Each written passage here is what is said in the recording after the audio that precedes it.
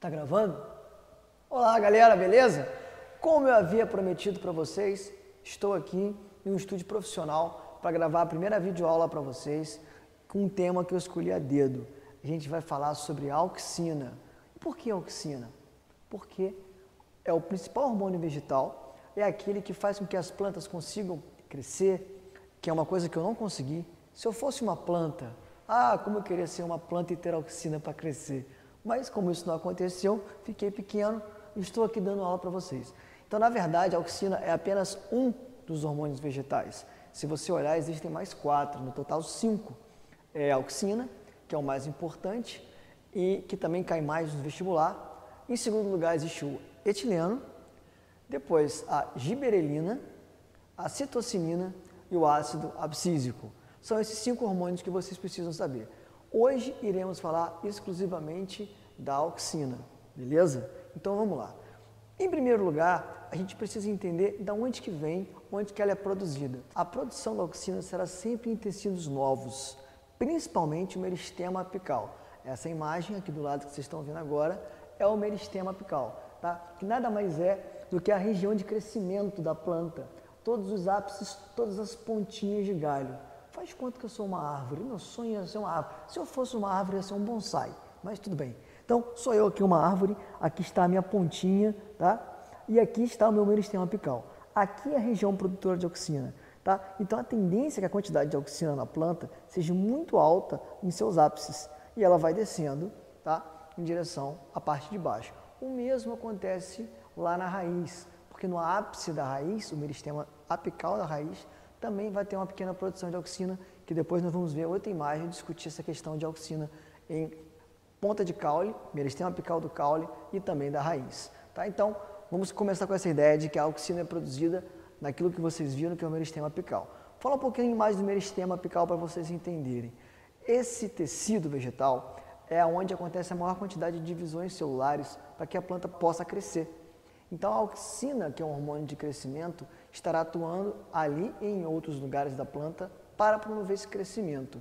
Como que ela atua? De que maneira que ela faz? Então, existe uma hipótese bastante interessante que é assim, a auxina consegue bombear um pouco de hidrogênio para o espaço entre a membrana plasmática e a parede celular. Essa imagem aqui agora, vocês conseguem perceber isso claramente, tá? Aqui está o hidrogênio, tá? E aqui a parede celular. E um lugar com muito hidrogênio começa a fazer o pH baixar, ficando ácido. Essa acidez distende as paredes celulares. Então, quando a planta absorve água, ela vai e promove um alongamento, que é uma função que a auxina também faz, que é o alongamento celular. Tá? E aí o que vai acontecer? A célula vai crescer e a planta irá crescer. Uma outra coisa bastante interessante, outra função bem interessante da auxina, vou pedir a galera da produção aqui do estúdio para fazer um esquema aqui, que é apagar as luzes. Imagina se eu fosse mais uma vez aquela plantinha, aquele bonsai, eu estou sendo iluminado apenas com uma luz lateral, só que só tem um problema, Rafael, você errou a luz, é a luz lateral do lado esquerdo. Ele vai, aí agora ficou bonito, muito bom, estou sendo iluminado pelo meu lado esquerdo aqui, e aí o que está acontecendo? Eu preciso contar um segredo que eu não falei ainda, tá? Quando você pensa que planta faz fotossíntese, logo você imagina, nossa, a luz é muito importante para a planta, realmente, tá? Mas a luz, ela é péssima para a auxina. A auxina detesta a luz. Isso tem caído muito nas provas do Enem e outros vestibulares aí, mas a auxina, que é um hormônio que promove o crescimento vegetal, é degradado pela luz. Então imagina só o seguinte, sendo eu uma planta, estou aqui no lateral, tá? A luz do sol está batendo aqui do meu lado. Esse lado tem luz, o outro lado, que vocês não estão vendo, não está batendo luz. O que irá acontecer? Quando a luz bate aqui, a auxina é degradada desse lado, porém do outro lado não há degradação como aqui à minha esquerda. O que irá acontecer? O lado de trás, que está sem iluminação, terá mais auxina que o lado iluminado. Consequentemente, a auxina promove crescimento, alongamento das células. O lado aqui vai começar a crescer, enquanto esse não. Esse lado vai crescendo, esse não. E vocês estão percebendo que eu estou crescendo em direção à luz, certo? Porque o lado oposto à luz, tá? Tem mais auxina, promove mais crescimento. E vou pedir a galera da produção para acender as luzes novamente, para que vocês possam me ver melhor, tá? O rapaz já é pequeno, sem... aí agora é bonito, tá? Então, acho que deu para entender bem essa questão. Isso que eu acabei de explicar para vocês tem um nome, que é o fototropismo positivo, que é a tendência que as plantas têm de crescer em direção à luz. Acho que ficou bem claro, porque às vezes o aluno lê essa palavra fototropismo. Olha, foto é luz, tropismo é crescimento. Então, fototropismo positivo é o crescimento da planta em direção à luz, tá? A raiz tem o fototropismo contrário do caule. Por quê? Observe esse gráfico aqui agora que eu estou mostrando para vocês. A concentração de auxina do caule, ótima, ela é muito maior do que a concentração da raiz. Se você perceber bem aqui no gráfico, a quantidade de auxina presente no caule é letal para a raiz. Então, o que faz a raiz crescer são doses pequenas de auxina. Então, lembra que o lado iluminado ficou com doses menores de auxina? Então, a raiz vai acabar crescendo de forma oposta ao caule. Então, imagina só que coisa interessante, mais uma vez uma imagem que está mostrando para vocês o caule crescendo em direção à luz e a raiz crescendo em direção oposta. Pensando na questão da gravidade, centro de gravidade, se essa planta tivesse com uma raiz reta e o seu tronco crescendo apenas para um lado, a tendência é que ela caísse. Você já deve ter visto uma imagem de um coqueiro na beira da praia. Coloca aí para mim. Tá vendo? Então, ó, muito bonita essa imagem aqui, né? Esse coqueiro pendurado. Como é que ele consegue sustentar o peso dele? Será que o centro de gravidade dele está lá na beiradinha? Na verdade, as raízes desse coqueiro cresceram todas para o lado oposto ao caule, para que ele possa ser fixado. E aí você pensa, nossa senhora, a natureza é perfeita, né? Como pode isso acontecer? Que maravilha que é a natureza, é lindo, é verdade. A biologia é isso, tá? Então, assim, muito legal essa função da auxina aí, que seria o fototropismo positivo do caule e o fototropismo negativo da raiz. É muito observado isso, tá? No girassol. Essa planta tem esse nome justamente por isso, porque quando o sol nasce, a sua flor está posicionada em direção ao sol e ao longo do dia ela vai girando em direção ao sol. À noite ela faz assim.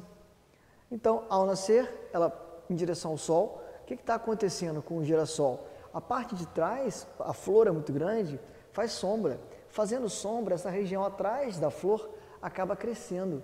E ao crescer, ela vai empurrando a planta, empurrando a flor em direção ao sol. Aí, se você pegar e olhar, a flor do girassol fica girando em direção ao sol, por isso o nome girassol. Então, agora vamos falar de uma outra função que a auxina tem. Lembra que eu falei que ela tem função demais?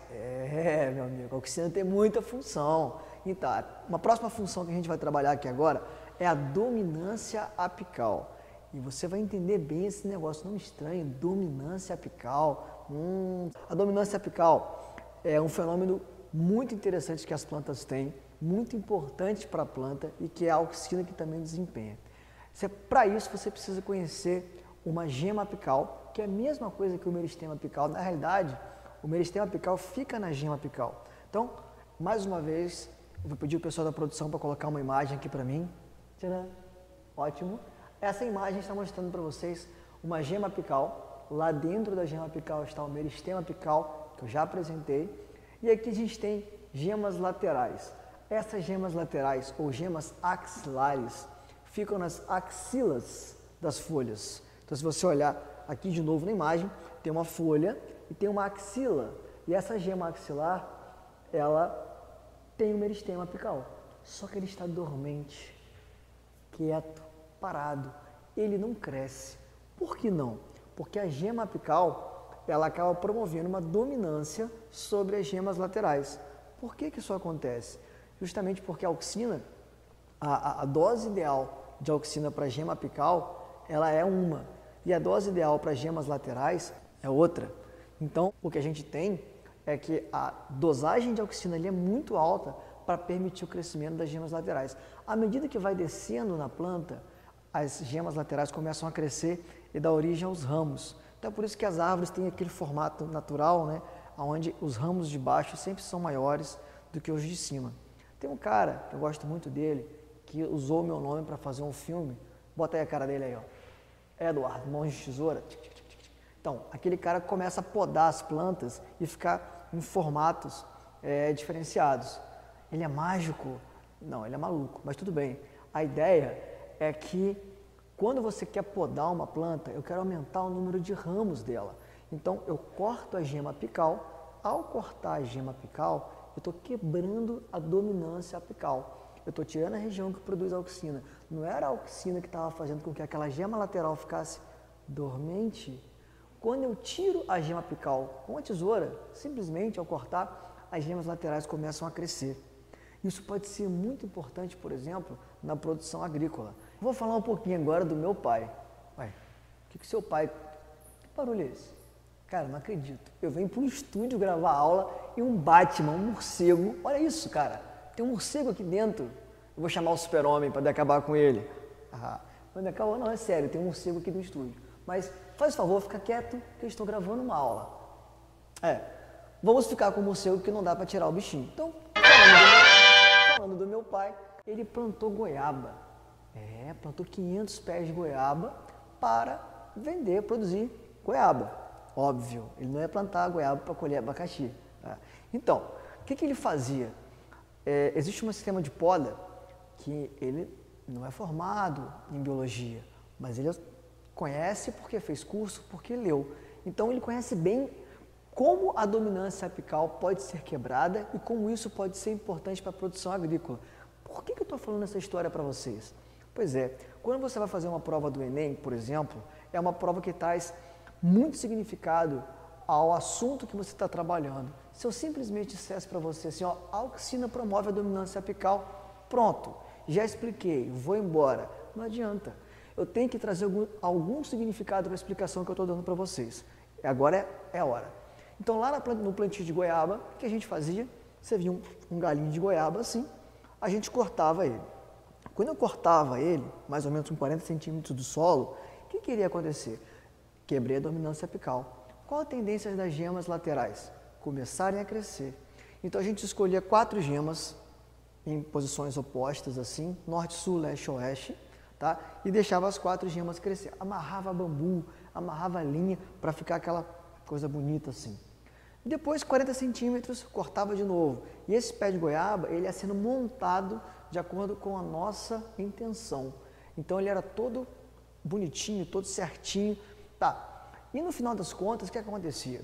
A gente cortava lá no tamanho, que ele chegava ao tamanho ideal pra gente e tal. A gente ia lá, cortava a ponta e as gemas laterais começavam a crescer. Então, imagina só, onde eu tenho um ramo, eu vou ter uns 3 ou 4 frutos. Mas se eu cortar a ponta desse ramo, irão crescer novos ramos, e em cada ramo desse terá uns 3, 4 frutos. Só em podar um pé de goiaba, eu consigo quadruplicar a produção, né? A minha produtividade vai ser muito maior. Então, eu tenho que entender que a quebra da dominância apical, ela é importante para pessoas que trabalham com planta ornamental, que querem fazer aquela planta redondinha, que quer fazer um jardim diferente, como eu citei lá no Eduardo Mão de Tesoura, tá? E é importante para o meu pai, que é produtor rural, que plantava goiaba, e é importante para muita coisa. Imagina agora, se eu fosse uma árvore, olha só, aquele pezinho de bonsai, né? Então, tá aqui essa árvore frondosa, olha o tamanho do meu tronco, ó, que troncão, galho. Então, só que a árvore dá florzinha, aí começa a crescer um monte de florzinha em mim. Ainda não é primavera, mas vai chegar a primavera, tá? E aí eu tenho aqui esse monte de florzinha. Essas flores serão fecundadas e darão origem a frutos. Como eu falei, a auxina, ela é produzida em ramos jovens, tá? E ali naquela sementinha começando ali, vai haver uma produção que vai estimular o crescimento do ovário. Não sei se vocês sabem, mas planta tem órgão sexual masculino e feminino.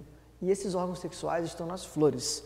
Mas isso é um assunto que a gente precisa ver em uma aula específica. Mas vamos imaginar o seguinte, existe lá uma espécie de espermatozoide, que é o grão de pólen, e existe o óvulo. Esse grão de pólen, ele vai chegar na flor de alguma maneira. Pode chegar com uma abelha, a abelha vai pegar lá e vai levar. Pode chegar pelo vento, o vento. Pode chegar através de morcego. Opa, tinha um morcego aqui agora há pouco, acho que ele foi embora. Deve estar fazendo um trabalho de polinização. Pode chegar por pássaro. Quem nunca viu um beija-flor beijando uma flor? né? Ou até mesmo pelo homem. Existem algumas ocasiões em que o próprio ser humano promove a polinização para aumentar a produtividade. O meu pai já plantou maracujá. Quando eu era pequeno, não, quando eu era mais novo, porque pequeno eu ainda sou. Quando eu era mais novo, meu pai me escravizava, eu e os meus primos, vai Leandro, para você essa. A gente ia lá e ficava passando o dedo numa flor de maracujá e na outra flor de maracujá e na outra flor de maracujá. Para que aquilo? Eu nunca tinha entendido. Quando eu cresci, quando eu fiquei mais velho, deu para entender claramente o que eu estava fazendo. Eu estava fazendo o papel de uma abelha. Eu estava polinizando, eu estava fazendo sexo com as plantas. Olha, uma criança fazendo isso. Depois a gente conversa. Então, voltando aqui para o nosso foco principal, que a ideia é o seguinte. Quando um óvulo é fecundado por esse pólen, eu tenho a formação de uma semente. E o que fica em volta do óvulo, dentro da flor, é um ovário. Esse ovário desenvolvido começa a formar um fruto. Então, se eu tenho aqui flores, agora eu terei frutos. Esses frutos só serão possíveis se houver a fecundação. Porém, conhecendo de auxina como a gente conhece, nós estudamos e percebemos que se eu aplicar auxina em uma flor que ainda não foi fecundada, o ovário começa a crescer. O ovário não dá origem ao fruto? Exatamente. E o que seria semente? O óvulo fecundado. O que eu estou querendo dizer para vocês?